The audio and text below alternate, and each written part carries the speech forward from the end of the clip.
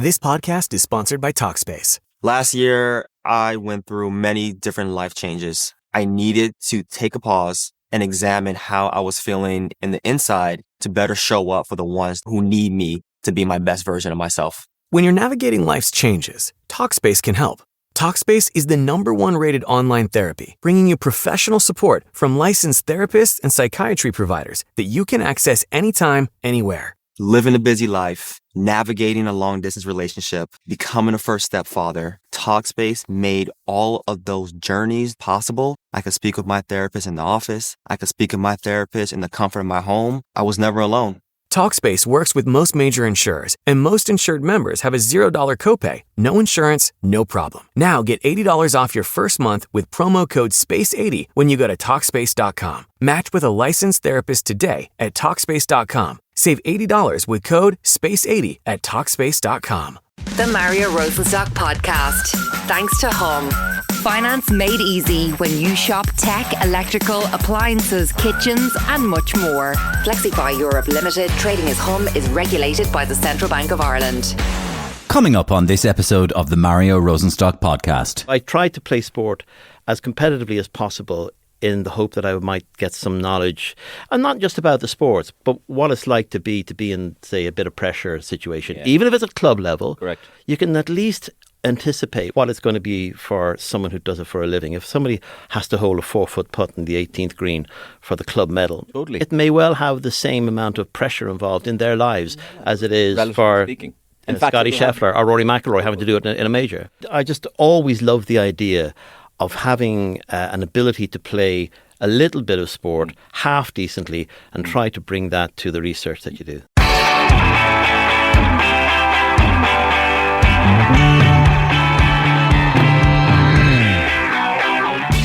I think it's fair to say that Greg Allen lives and breathes sport, particularly golf and athletics. He joined RTE's sports department over 40 years ago now, and he intentionally then decided to focus on two sports that weren't particularly widely covered so that he could develop a niche for himself and make his mark. And boy, has he done that. Ireland has since become a global force in golf and even recently athletics, and Greg has had a front row seat to that remarkable transformation.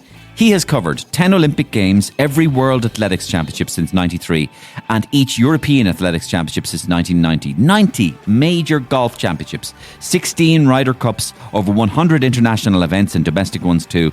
And in this episode, he tells me some great insider stories about the big events, the sports stars involved, and the rise of Irish sport on the world stage. And I put the fairly obvious question, good round of golf, you must be happy with that, And he starts saying, no, played badly, tee to green, And then halfway through the answer, he stops and he says, I've got to stop doing this. My dad told me that in my interviews, I say things about good rounds of golf which are negative. So then he starts saying, no, I played okay. Yeah. I had been probably a little bit unkind to Charlene Mausley in a commentary at the 2022 European Championships. I said she had tied up in the home straight, and I'm not sure if she did. She may have been easing off to save herself for the final. And I think, looking back, what I didn't like about it was I knew that it hurt her somewhat. The best thing he said was crossing the line, looks at the time and says, incredible time, which it was. Because it was beyond credibility because it was not credible. And it was subsequently became the biggest drug story of all time, probably in athletics. And Jimmy nailed it by saying, incredible time.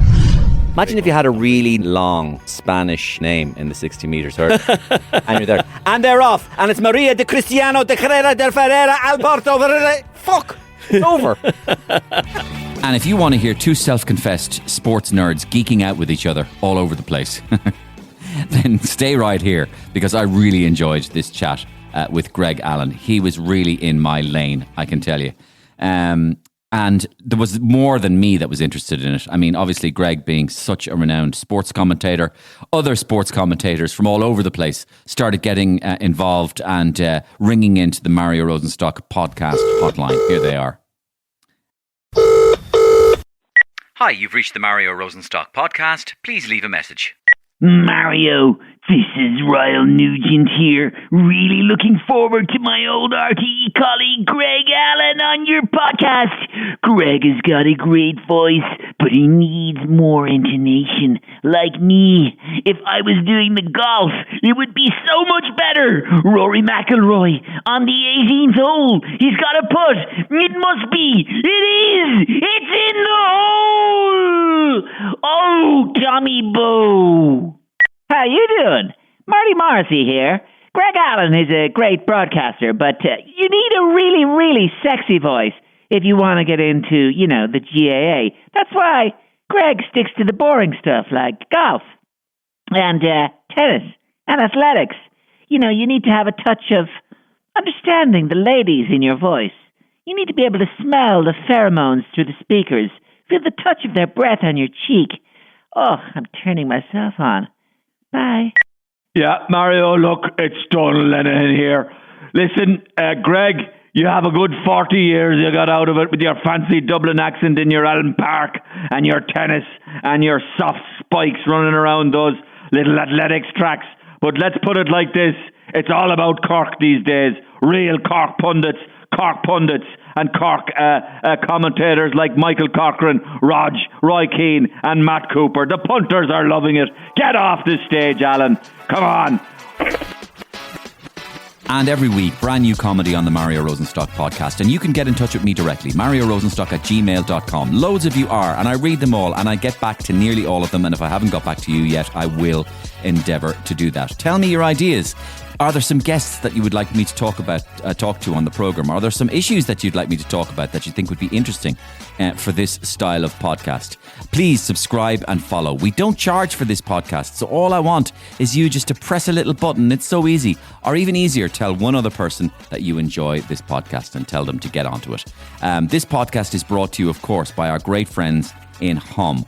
Thanks to Hum for partnering up with the Mario Rosenstock podcast. Hum is a finance company who provide flexible payment solutions for customers of some of Ireland's most popular retailers. They can help you make your purchases and pay back in bite-sized, easy payments. It just couldn't be easier. Hum have been involved in Ireland for around 30 years. They've just got involved in podcasting and partnering up with podcasting, and they chose the Mario Rosenstock podcast, and I'm absolutely thrilled that they did, and that they're great partners. So if you're looking to splash out this summer, for example, on a new barbecue, the nice weather, or buy some nice outdoor furniture for those long summer evenings that we hope we'll have, whatever it is, Hum has you covered. Okay, let's get straight over to the GoLoud studio where legendary commentator, because he is a legend now at this stage, Greg Allen, is ready and waiting to talk about his 40-year career at the front row of Irish sport. Unsurprisingly, he recently received a pretty prestigious award for his work, and that's where we kicked off our chat. Enjoy it. Greg, listen, thanks a million for coming in and joining me on the podcast. Congratulations on the award, first of all. That's what caught my attention, first of all, that you got this award. It was a Jimmy McGee award, wasn't it? Yeah. For commentary. Yeah. And for services to sport. So it was an award by the Federation of Irish Sport, which is adjudicated on by the Association of Sports Journalists in Ireland. Yeah. Which means it's my peers. I didn't get any indication that I was going to be nominated or anything like that. I just got a phone call to say, this is the Jimmy McGee Award for your coverage of stories in 2025. Now, the stories in 2025 were extraordinary. Rory McIlroy winning the Masters and Kate O'Connor's extraordinary emergence as a world-leading athlete in the heptathlon. So, the stories dictate the opportunity, and the opportunity was to cover them and hopefully cover them well. And to get Jimmy's award, the award named in Jimmy McGee, was something else, because Jimmy taught me a great deal in the early days when I was starting out, and I didn't have a whole lot of confidence in my ability. What a great commentator Jimmy McGee was. Jimmy McGee, even more so in person, when you were beside him, like there were a few notes here and there, beside, like he'd write down a couple of things, but no kind of formal notes in the same way as you'd see commentators now. It was all in his head, and he was just extraordinary. And especially when you regard that it was pre-internet times, and the research had to be done by, heavy duty reading and talking to people, the old way that research was done. There's no doubt that Jimmy's ability to capture moments, to even not say something in a moment, I think the Maradona goal, the different class goal, when he I think hardly spoke for about 3 or 4 seconds. I know it. Do you? Okay. So I know it. So McGee is a great commentator, and it's the greatest goal ever scored. Yeah. Because of the significance of the goal. Yeah. Because it was England and Argentina. It's quarter-final of a World Cup, and it's Maradona scoring in this to effectively kill off the game, and he scores the greatest goal. And while a lot of commentators you hear around the world, the English commentators and the Argentinian commentators even, or the Brazilian commentators commentating on that goal. So, for example, when you do the Argentinian commentator commenting on the goal, they go Maradona, el genio del fútbol del mundo, el Maradona, el genio, tap tap tap tap tap tap tap tap, goal. Right, that's what you hear. The non-stop filling of the That's a radio commentary. Yeah, whatever on TV. Exactly. But with Maradona, with Jimmy McGee, this is the way it went. It went like this. The ball comes to Maradona in the centre circle. He pirouettes and takes out 2 men with a pirouette. And he's like, Maradona, different class. 3, 4, 5 seconds. Different class! Enrique to Maradona. Different class.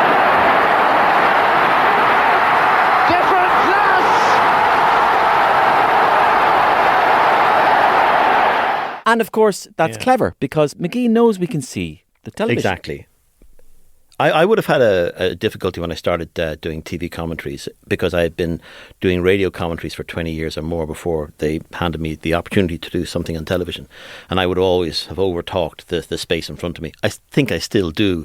It's just I can't help it. But I always do go back to Jimmy because I was very lucky to commentate alongside Jimmy at the 88 Olympics, my first Olympics, the 92 Olympics, 96 Olympics, and 2000 Olympics, and in the athletics, that's the area where we both shared. And I always remember probably the most significant moment which latched me on to wanting to do the career that I followed was 1988, because I was sitting beside Jimmy in the stand in the Olympic Arena in Seoul, in the Olympic Athletic Stadium in Seoul, and the Ben Johnson famous 100 metres final is in front of me. And Jimmy's commentary on that is absolutely sensational. He like foot perfect for 9.79 seconds. Every single word was exactly the right word at hard the right to commentate time. on a 100 metres. Oh, it's so difficult because you have to organise your thoughts to some degree so that you can predict, okay, what am I going to say if he goes to the front after 20 metres? What am I going to say? Because, Carl Lewis always starts slowly, so you have to keep an eye on Carl Lewis, while Ben Johnson is going well because Carl Lewis starts slowly, Ben Johnson starts quickly. So these things are all going over in your head before the gun goes. And when I do it now, I get quite nervous about it, but Jimmy was so calm. He picked every word perfectly. And I think almost the best thing he said was crossing the line, looks at the time and says, incredible time, which it was. Because it was beyond credibility because it was not credible. And it was subsequently became the biggest drug story of all time, probably in athletics. And Jimmy nailed it by saying incredible time, sort of with that double entendre element to it. Almost, yeah. And it was the world record at the time, and it was shown to be what it was. But in that, like, I mean, it's very hard to commentate on 100 metres because, let's say, a normal Irish bloke in the pub was told you have to commentate on the 100 metres. They go, Jesus, lads, they're going. It's over. Yeah, I know. You should try a 60 metres in a World Indoor Championships. It's about 6.5 seconds. I know, Derval O'Rourke. Yeah, gosh, Derval gave me some great... Imagine if you had a really, really, really long Spanish or Brazilian name in the 60 metres hurdle. And you're there. And they're off. And it's Maria de Cristiano de Carrera del Ferreira Alberto. Fuck. It's over. And she finishes fourth. Yeah, it reminds me a bit of the David Coleman commentaries. The great, the majestic David Coleman.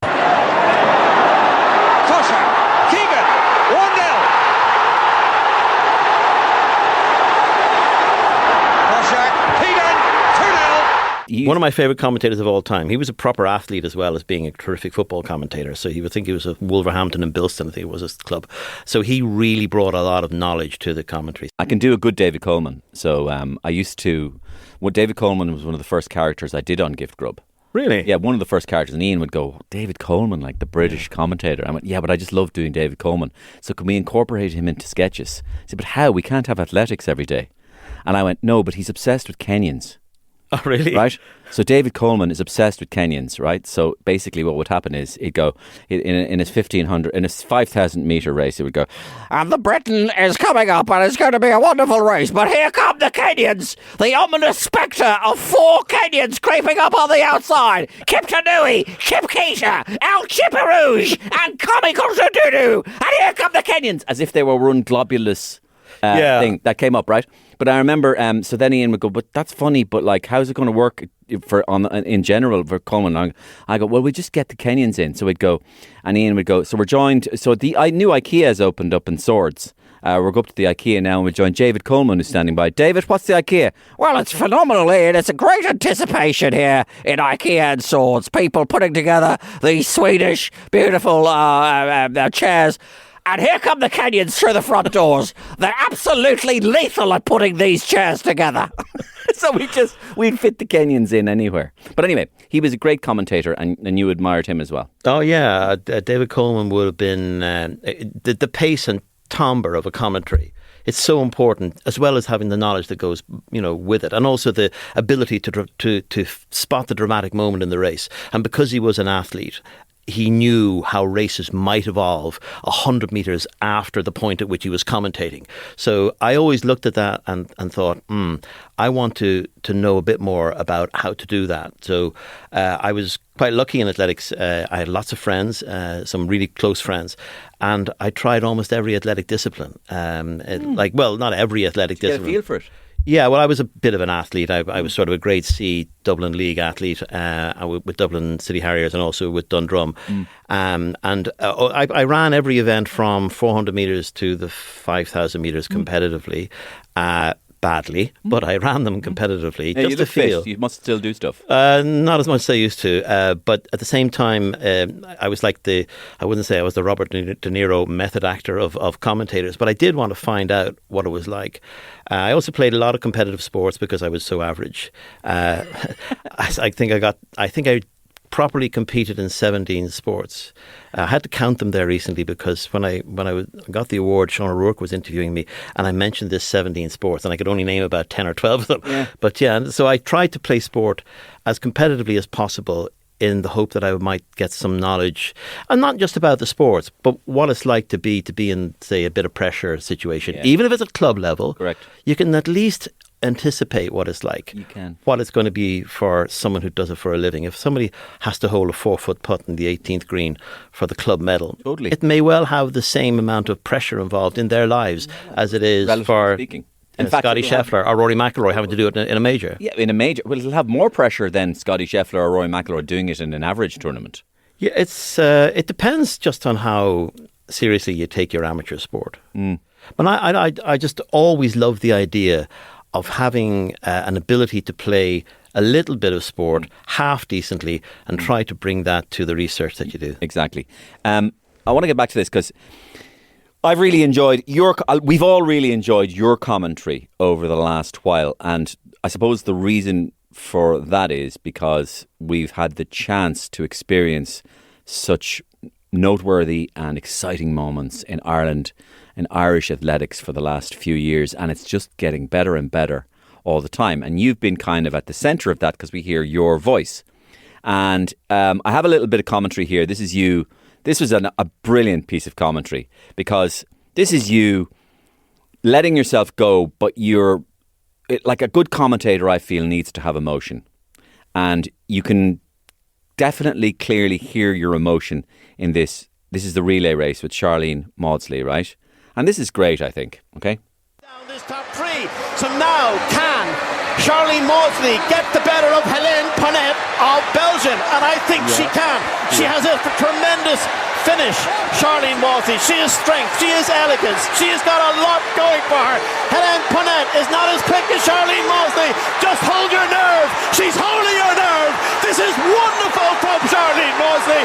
She is such a proficient relay runner, proving it with a gold medal for Ireland. Yes. And a huge national record, obliterating the previous record. 3 minutes 9.93. 3 seconds is, would you believe, 1.1 second outside the world record.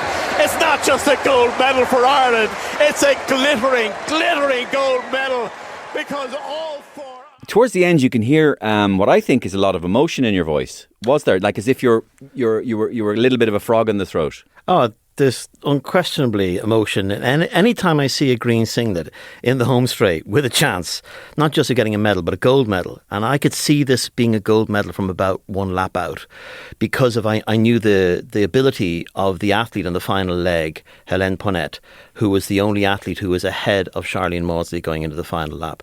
So I began to... What I was talking about David Coleman, trying to look 100 metres ahead and thinking how this might pan out.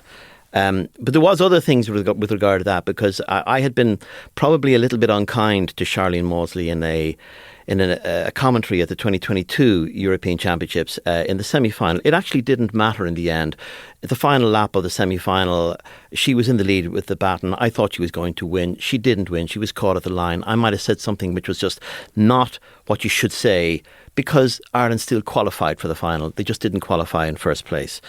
And it was in my mind that if I ever got a chance to kind of make up for that, I would do it. I think I did it that day. What did you say? I said she had tied up in the home straight, and I'm not sure if she did. She may have been easing off to save herself for the final. And I think, looking back, what I didn't like about it was I knew that it hurt her somewhat.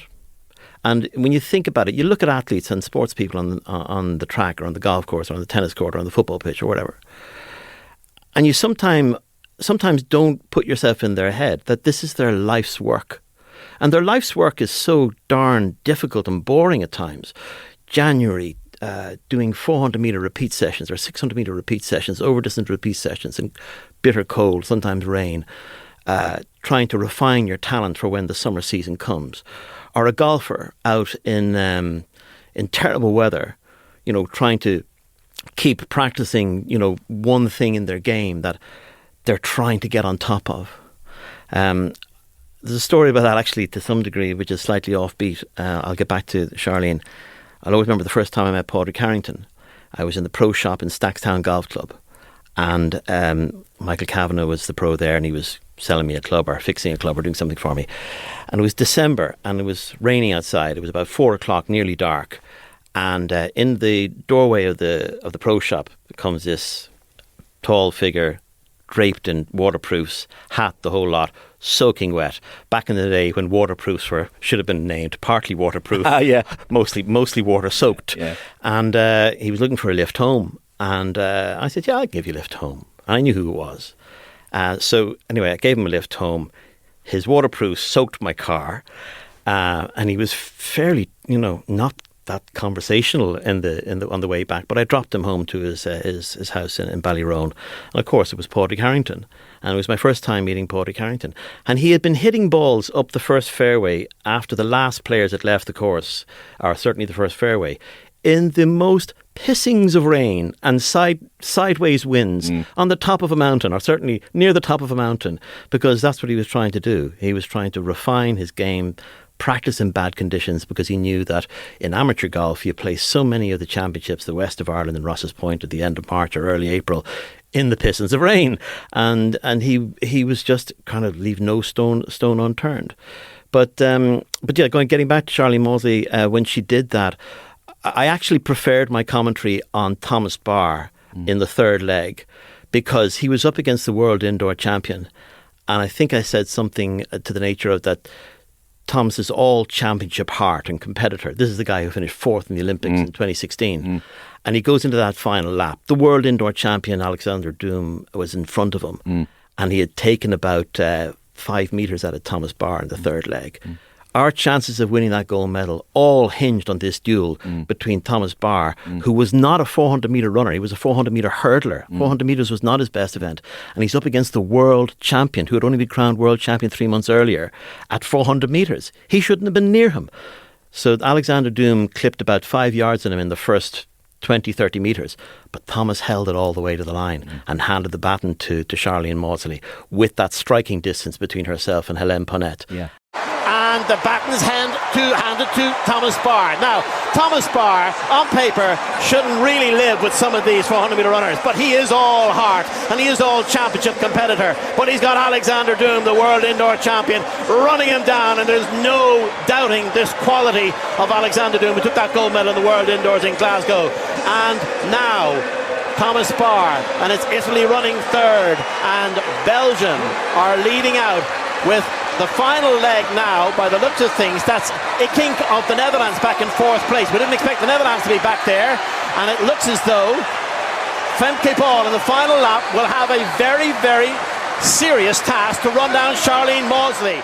And I knew that Charlene Maudsley had this extraordinary capacity to hold on all the way, and that she wouldn't let it go, because she had developed so much as an athlete since 2022 and had become really proficient in relay, and she proved exactly that. And at the previous World Indoor Championships, just 3 months before that European Championships, she ran an extraordinary final leg in the World Indoors, and I knew what she was capable of, and I knew that she was capable of anchoring the team to the gold medal. Brilliant and proficient, and your commentary was amazing, because your heart and soul was in it, and you can feel the passion coming out of your voice. And I would suggest as well that you filled the space with your voice, but I think that's a real good example of when it works. It doesn't always have to be. You don't always have to be Coleman-esque or Jimmy McGee-esque. You can be filling it with stuff as well, as long as what you're saying means something and feels something. So I think that's what you did. That was great. Charlene Maudsley, proficient at the relay, but also now seemingly right now going through some really great form personally and individually in the individual race. So Charlene Maudsley's capacity to run in the relay is exceptional. She ran a relay leg in the World Relay Championships just a month or so ago in a time of 48.3, which is really, really exceptional. I don't have to go into the details, but that is world standard at the elite level. So she should be running a lot faster in the individual race. There is a difference. In relay, after the first leg of the relay, you're all running in the inside lane effectively, and it becomes like a 1500 metre race or an 800 metre race where you can see the opposition, you're elbowing the opposition. And there's a difference between running a 400 metres like that than there is running a 400 metres in lanes, where it's all your own lane, literally. And she needs, I think, to fulfil what she can do in the relay on the individual race. The differential between, say, a relay leg and running an individual race should be no more than 1.2 seconds. Add 1.2 seconds to 48.3 and Charlene Maudsley should be able to run 49.5, which will get her into a European final. And if she could replicate it, would probably also get her within a hair's breadth of a medal, and maybe even a medal. But that's her capacity to do it. She still has to do it. Yeah. But that's the level she's operating at now. If she can convert her relay prowess to the individual race. Yeah, and so you must be really, really enjoying this, the fact that we're going through a golden age of Irish athletics. That one gets the sense that we're kind of entering a golden age, that there's much, much more to come. I mean, we spoke about Kate O'Connor. I mean, I watched all of that last year. I remember looking at my phone going, when is she going to be going in her first event? And when is she going to... I was chiming my day by going, and a lot of people did, like, when's her next event? When's the javelin? You know, and all of this. And this girl who, you know, forgive me, you know, for, you know, in a way, because she's got movie star charisma as well. She has, if you know what I mean, without getting into looks, right? She has that kind of, she looks great on TV. You know, she's got charisma. And she's got, you know, the academic background. I think she's a communications major. Yeah. So she knows how that operational side of it works. She knows that we all need what we have to do in the media to portray, especially an event like the heptathlon, which is not like the 100 metres or the 1500 metres, for it to rise into the public consciousness. Yeah. You know, how good is she, Greg, now, from your perspective? How good is she? Well, she's now at the level... not to get too technical, but around 6,700 points in the heptathlon over 7 events, which is an average of 950 or thereabouts per event, is the level where you will medal in the Olympics. So that's how good she is. If she can replicate her World Championship silver medal from last year into the 2028 Olympics, it's almost certainly going to get either a medal or 4th place challenging for a medal. If she improves by another 100 points, she gets into the territory of challenging for a gold medal. But 7,000 points is the gold standard for literally the gold medal. And only one athlete in the world, Anna Hall, got the 7,000 points last year.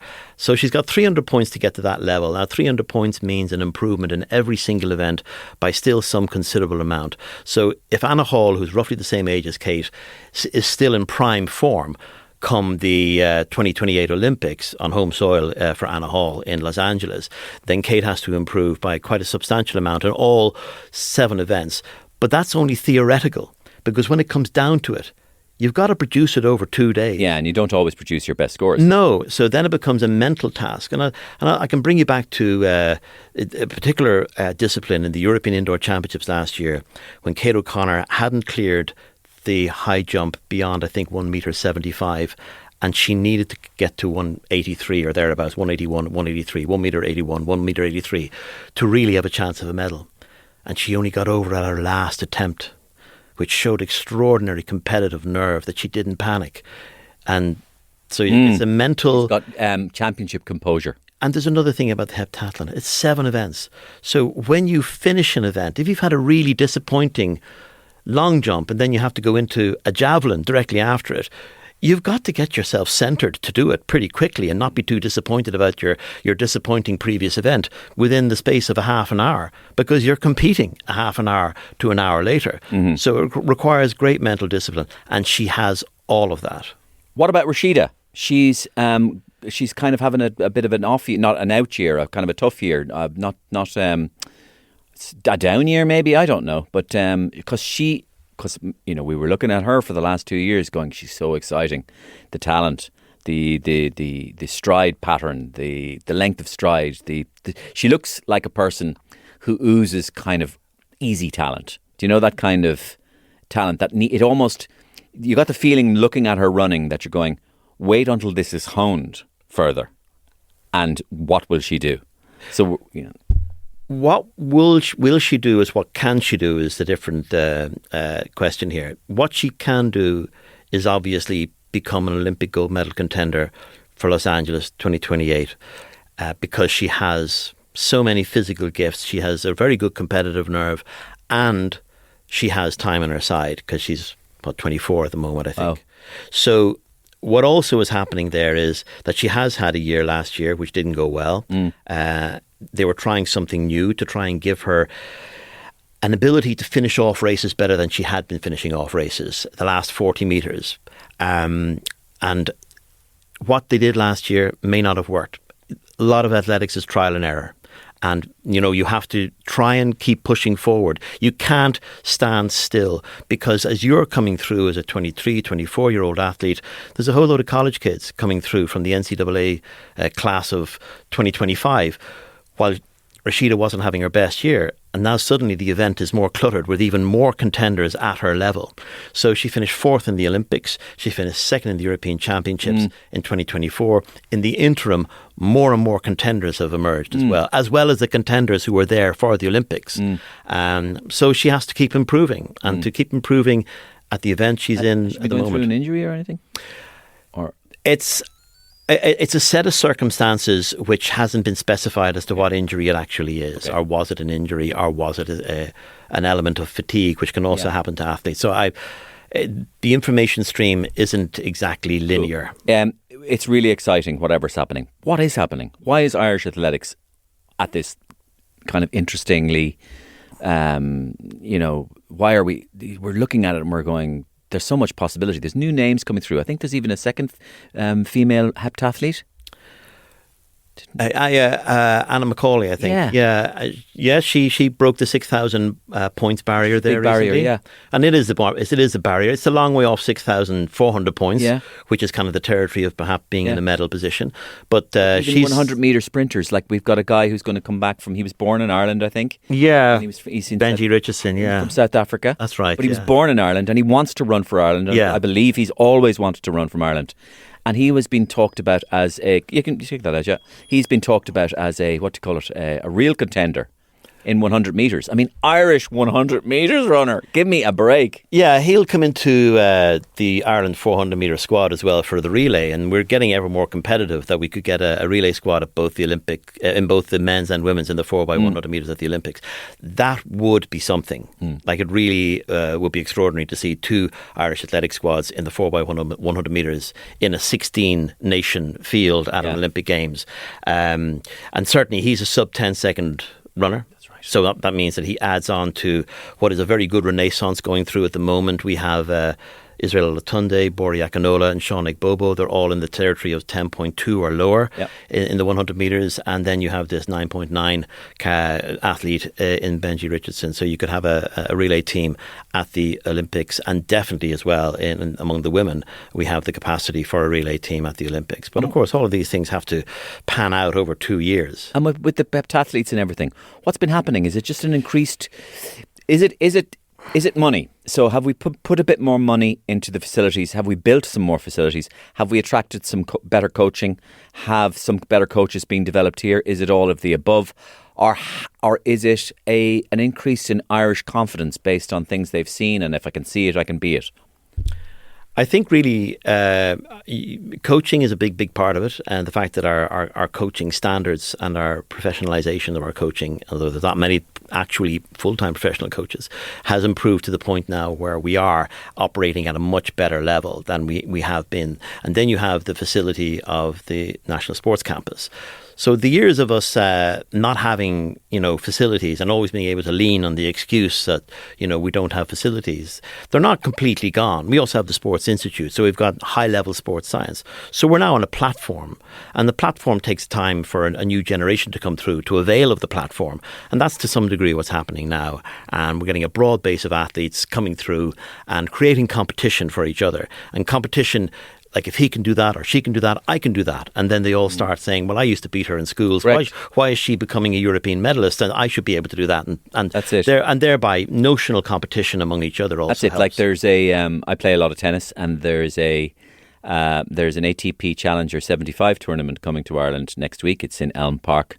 And Grigor Dimitrov is going to play in that tournament. Wow. And Grigor Dimitrov had Sinner at 2-0 last year in Wimbledon and pulled out with an injury, and always seen as Baby Federer, they called him. They used to call him Baby Fed because his backhand is very similar to Fed. And he was top 3 in the world at one stage. He made the semi-finals of Wimbledon. He's dropped outside the top 100 in the world because of the injury, and now he's back in the Challengers hoping to qualify for Wimbledon, and he'll be in Elm Park next week. My daughter's being ball girl. Oh, wow. Fantastic. She's ball girl at the tournament. Cannot wait. They're going to play it on grass? Yeah, they're playing it on grass, so hopefully the weather stays good, because that's Ireland. You know yourself. Yeah, I've played a lot of league tennis. Yeah, I've seen in Elm Park as well. Lost a semi-final there very painfully in about 1982. I've played a lot of league there as well. The best grass courts. They are just No, superb. they're not the best. Ours are the best. Carrick Mines. Carrick Mines are the best. We have pictures of Villander and Yannick Noah playing on them. And really? Yeah, we have pictures in the club of Villander and Noah and Joachim Nystrom. That was during the Gold Challenge years. During the Gold Challenge years, early 80s. Yeah, I did a lot. They used to come over to practice. They used to come over to practice before Wimbledon a couple of years, and Villander enjoyed a couple of pints of Smithwick's now in the bar. He liked Smithwick's. He liked the ale. Yeah. I'm still going to put him a note for Ellen Park's grass courts, but okay. Your bias aside. What's your 2 little quirky questions for you? I try and put you on the spot. What would be, I'm a sports nut, right? But I'm kind of in the David Foster Wallace area of sport, in the sort of Roger Federer as a religious experience kind of feeling. I love sport that makes my hair stand up on my arms. I love sport when it's transcendent. When you think of athletics, and I have to give you like your death row sports watch, death row athletics watch. What will you take with you? I'll give you 1 or 2. In other words, to replay in your mind. Which sport, athletics, feat do you love watching or listening to or seeing again? Well, the one I want to change is Sonia O'Sullivan barreling down the home straight at the Olympics in 2000 and actually beating Gabriela Szabo. I remember commentating on it for radio, and I was certain she was going to catch her. I'd like that one to be changed. So that would be, if I could manipulate the history, that's one that I think, because I thought Sonia ran an incredible race and she deserved to win. I just felt, that was emotional, and I do get emotional about stuff, and it's not something that is forced. It just happens, and I hope at times it might bring best out in commentary, but sometimes you have to stop yourself from getting too emotional, because I think you have to appreciate that while you're commentating with sort of green tinted glasses, that you also have to remember that other athletes from other countries have put in just as much effort in whatever it is. And but what would I take in that context as a commentary? If you can't think of one off the top of your head, I'll chip in while you're going. So you chip in there. Yeah, I'll chip in there now, right? So pretend we're in a pub now. So I loved the Coe-Ovett battles of the late 70s and early 80s. And I loved the way they were setting records apart from each other all over the world. So we would hear this rumour that Coe had set a world mile record in Oslo. And then 2 days later, Ovett would beat his world record in Switzerland, and Coe would come out and go, I beat that world record, but in some other place. And they weren't racing against each other, they were racing separately. And this all culminated in kind of the Moscow Olympics then, when they both went in the 8 and 1500, and Coe was the favourite for the 800, but amazingly, Ovett completely blitzed him in the 800, but Coe came back in the 1500 and beat him in the 1500. So the Coe-Ovett rivalry I thought was always very romantic, very beautiful, two contrasting personalities, two utter geniuses at their sport. Very hard to sort of surpass that kind of movie star lineup. McQueen and almost Steve McQueen and Paul Newman against each other, like in that sort of situation. And then with Coe himself, I always say it in my mind, 141.73. One of the greatest ever world records in the history of man, in the history of humanity.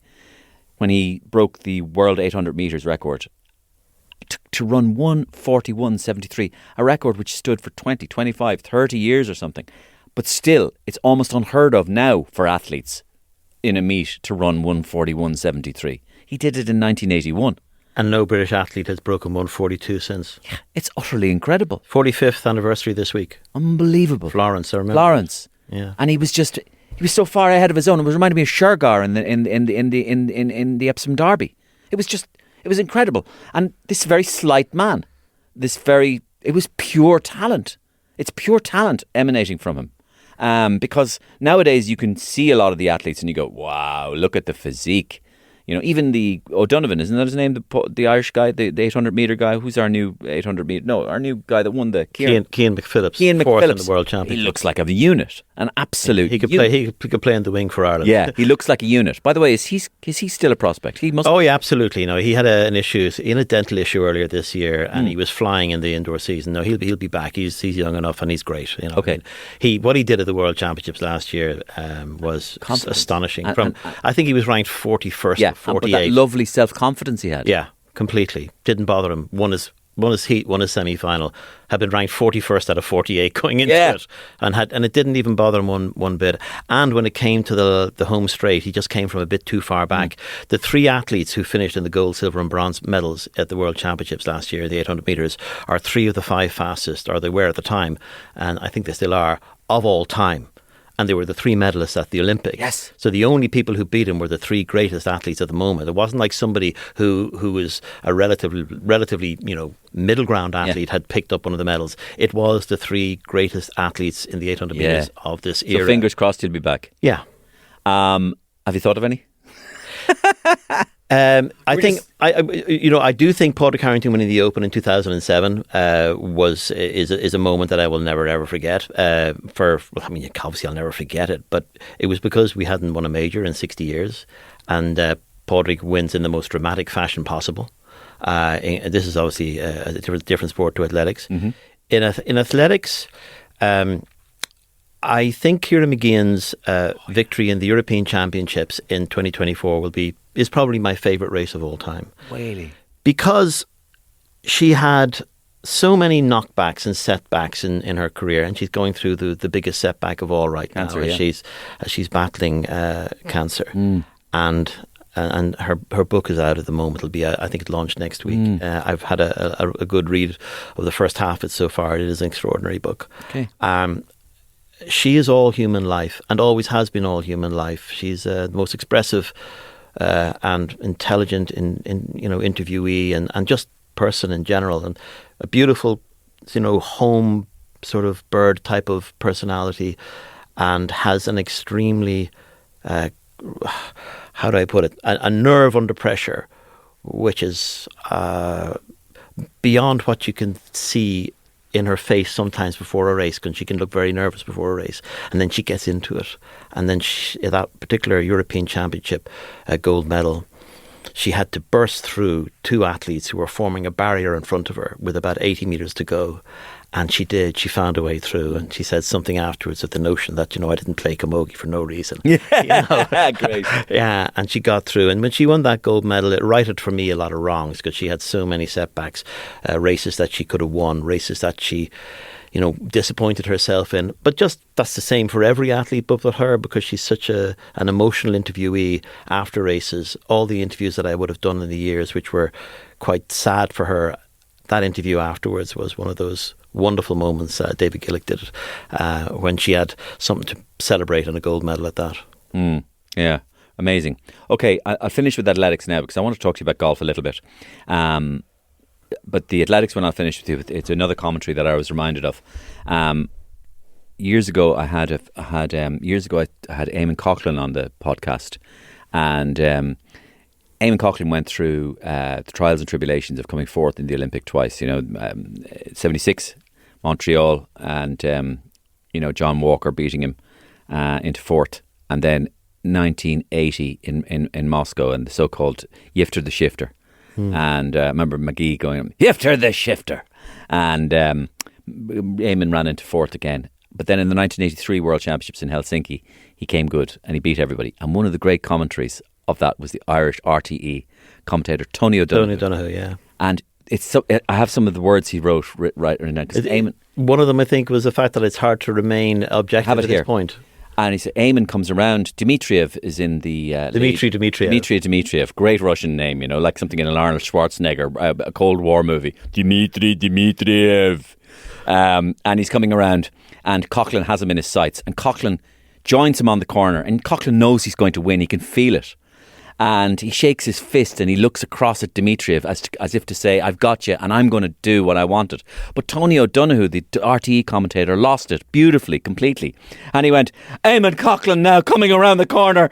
Dmitriev is on his shoulder, and it is becoming increasingly difficult to remain cool and objective about the outcome of this race." And then Coughlin took off from Dmitriev. And Eamon Coughlin, he is supremely confident and with total contempt runs away from the field. Isn't that wonderful? With total contempt. I didn't remember him saying that. He says with total contempt, runs away from the field. Eamon clearly had a career of near misses, and the two Olympic near misses, which he still speaks about, wondering what if, especially in 76, did he go too early? He found himself at the front too early in the final lap. And if he had just hung back, because he had that wonderful kick in the home straight, if he had hung back, would he have? And of course, sport is full of would he haves, what's ifs and buts. So I think in 83, all of that emotion poured into that victory in the 5,000 metres in Helsinki, and it was the inaugural World Championships. So he was the first world champion in the 5,000 metres, and it was it was a fantastic year for him. He had broken the world indoor record in the mile in Meadowlands just about 6 months earlier. So there he was, past his 30th birthday, but not past it, and he was achieving his lifetime goal. He was a great. It all poured into that, and people criticised him for the celebration as he passed Dmitriev, but that was Eamon's personality, and to some degree, I liked it because there was an expression of finally it's going to happen for me. I don't think it was a moment when he looked at Dmitry. It wasn't arrogance. No. It was just, it's going to happen relief. For me. It was relief live. Yeah. Live relief. But you do raise an interesting question, because this is something we're going to have. This is something that comes up a lot in Ireland. Eamon Coughlin was one of our greatest sporting heroes to look at. Very marketable as well. Yeah. And very articulate. Yes. And confident. Aha, but there's the rub. In 1970s Ireland, when it was rare. When we were a backwater. Yeah. This is the problem. Who do you think you are, boy? Yeah. Who do you think you are, boy? Eamon Coughlin, you cocky bollocks, you. You see, this was the problem. Because in Ireland, you raise your head above the parapet and you deign to think that you could take on the world. He wasn't liked. He was not liked. And it's a shame. It's a shame because I think we've matured a lot as a nation now. Somebody like Eamon Coughlin would be appreciated a lot more. But there was this innate Irish begrudgery of the man because he went to America and he almost kind of got Americanism. Do you remember he was kind of almost a bit American? Yeah, I thought he picked up a bit of that. You have to remember as well that Eamon is a legend in American athletic circles. You go into the New York Athletic Club, the dream, the Wanamaker Miles. Yeah, or the New York Athletic Club overlooking Central Park. You go, it's a very venerable organisation. There's Eamon Coughlin's name is all over the walls there because he won the Wanamaker Miles. But he was one of those people who's revered abroad more than he would have been here. It's certainly in America. Certainly in America. But that was probably because he was before his time. I mean, it took that level of confidence to be the athlete that he was alongside the talent that he had. Yeah. And he developed, he would have been obviously as confident as he was in himself. His autobiography is very interesting reading this. But I think he realised that personality trait was accepted much more in America. Correct. And perhaps to some degree he felt, well, if you're going to beat them, you've got to feel like them. And a bit of arrogance isn't a bad thing either. Yeah. But Eamon... way, way, way before his time. Absolutely. When you think it is 50 years since Montreal. Absolutely. I've always been a huge fan of his and I always thought he was a little bit, unfortunately, ahead of his time in Irish terms. Yeah. I still think that he helped to break ground for others to follow. Yeah. Because there had to be someone who had that level of self-confidence for others to follow after him. And look what followed after him. Marcus O'Sullivan, Frank O'Mara, Ray Flynn. Like if you look at the top Irish 1500 metre times of all time or mile times of all time, I think 4 of them are still from the 1980s, from that quartet. So didn't they have the 4x1500 metre world record? The 4x1 mile world record. It's funny, I only met John O'Shea today and that was in 1985, so we had the 40th anniversary last year. I was at that event. And a bit like Munster beating the All Blacks, I think about 50,000 people were there, when actually only 5,000 were there. That 4x1 mile world record was that quartet of Ray Flynn, Frank O'Mara, Marcus O'Sullivan, and Eamon Coughlin, who wasn't even 100% fit. And it was a very interesting part of that relay because there was an Ireland B team and an Ireland C team. We had incredible depth in the mile back in the 1980s that we could actually field an A and a B and a C team, all of them in the territory of being sub 4 minute milers or roughly around 4 minute milers are an awful lot better. And Eamon had to run a leg directly against John Tracy, who wasn't a miler, but was so competitive. And Eamon had been coming back from injury. And he said, the one thing I'm going to do, I'm not going to be beaten by John Tracy in this leg. And that probably drove him on to around a 4 minute mile when he wasn't really all that fit. But that was an indication of the era and the strength of that era. And I really think that Eamon set the template for others to follow. Yeah, absolutely. You spoke a little bit about Harrington. And isn't he a fascinating character? I mean, I think that we did a poll on Today FM, actually on the breakfast show.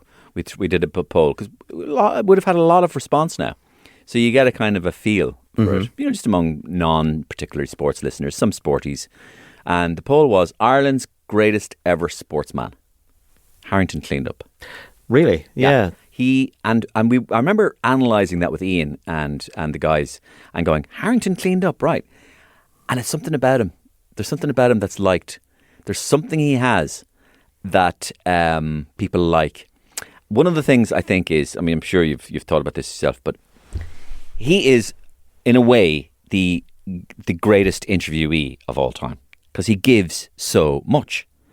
Like even in print, I remember seeing this, right? In print, do you remember those little questionnaires you see in Sunday Times, like fame and fortune? What do you do with your money? He filled that out. Did he? Right? So it's like, what do you do with the money? Are you a spender or a saver? And you can hear his voice in the print. Both I like to spend and save. Obviously, I wouldn't buy pay-per-view movies when I'm on tour because it's just $8.99 a movie. You've probably seen it already. And you're like, too much information, right? Or then he said, "Are you saving for anything at the moment?" And I swear this wasn't because I could see the lack of humour in it. This wasn't ironic. I'm saving for a private jet at the moment. Unfortunately, it's 24 million and I've only got 18 million saved. So I'm actually, I think about 18% short. I don't see myself making up that margin in the next 2 years. Completely irony-free. He answered the question as he was given it. And that is the chartered accountant in him. Yeah, he didn't turn pro until he was 24 because he wanted to get his full qualification, just in case so we'd have fallback if things didn't go well. And there was every chance that it might not have gone well. 100%. Because when Padraig turned pro, he had a bit of a non-pro-like game. He didn't strike the ball all that well, but he did have the most amazing short game in and around 40 yards of the green. And I always remember him saying, that when he turned pro, he didn't think his short game was as good as it was when he was an amateur because he wasn't nearly as good a ball striker when he was an amateur. So he'd missed so many greens. But he had the mindset that there wasn't any situation around the green that he didn't think he could get up and down from. Get to a chip and a putt from because he had so much practice because he missed so many greens as an amateur. So when he turned professional, and he was a brilliant amateur, played in 3 Walker Cups, played alongside Jody Flanagan to beat Tiger Woods in a match in the Walker Cup, which is the equivalent of the Ryder Cup except for amateur golfers, and that was in 1995. But when he turned pro, he actually won the Spanish Open within a matter of months, a few months after he turned pro, and then got to about 97, 98 and realised that his ball striking game wasn't good enough to get to the top level because he only saw a route to the top level. So he broke it all down, went to Bob Torrance, legendary coach, the father of Sam Torrance, and broke it all down and started to build the power game to the point now where he's 54 years of age. He finished 18th in the USPGA Championship, a major golf championship where all the big boys are out there, won by Aaron Rai. And to be top 20 at 54 years of age in a major championship where everybody is trying their hardest, I think secretly gave him a really, really big surge of joy that he's still long enough, good enough, to be a competitor. He is a complete legend in his interviews, and that's quite apart from when he takes his clubs onto the golf course. And he's always talked about his mind, and if he can quieten his mind or get his mind focused. Highly intelligent. He's and there's an awful lot going on between the years. I always remember after a round in the Irish Open, it was 2003, and he came out with this line. I think he shot 69 in the first round and 75 in the second round, and we were asking him what happened out there today, and he said, "I think I need to focus a little bit more on my..." and the pause. He's looking for the word. Yeah, I think I need to focus a bit more on my focus. That's right. I remember focusing on the focus. I was taking the piss out of him on the radio. Yeah. Ian thought it was I was making it up. And I went, no, he said, I have it on tape. I just said, it was into my microphone. I copied Harrington. He said, that's Harrington said that. I need to focus on the focus. Yeah.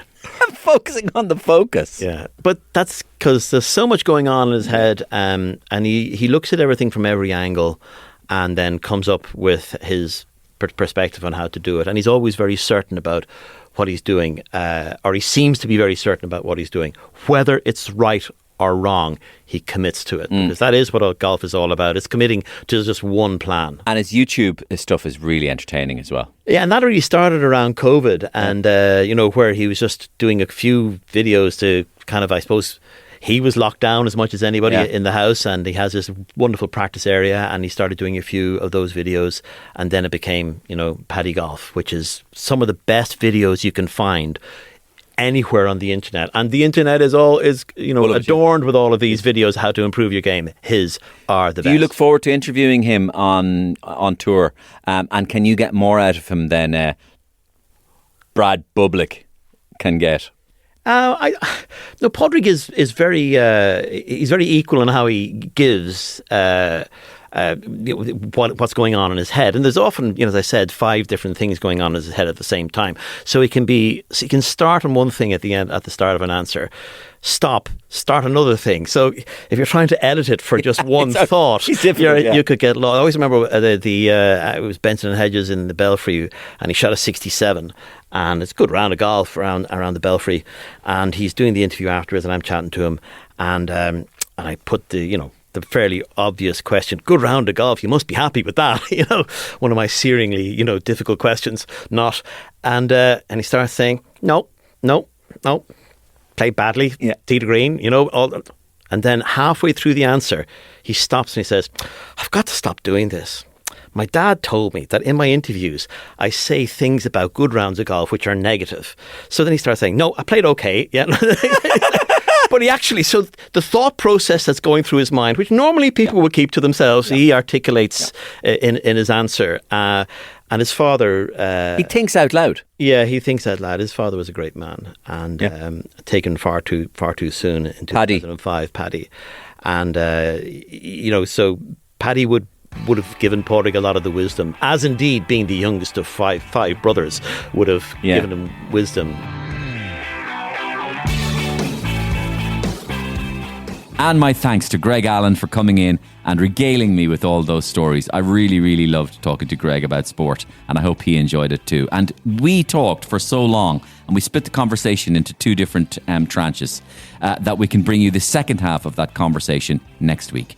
My thanks, of course, to Hum Finance for getting involved with the Mario Rosenstock podcast and partnering with us. Hum has been around for 30 years. Get whatever you like, barbecues for the summer, and pay them back in bite-size, easy payments. That's Hum Finance. Thank you, Hum. And thank you, of course, to you, the most important element of this show, the listener. See you same time, same place for part 2 of Greg Allen next week. Loads of great stories. The Mario Rosenstock podcast. Thanks to Hum. Finance made easy when you shop tech, electrical, appliances, kitchens and much more. Flexify Europe Limited, trading as Hum, is regulated by the Central Bank of Ireland.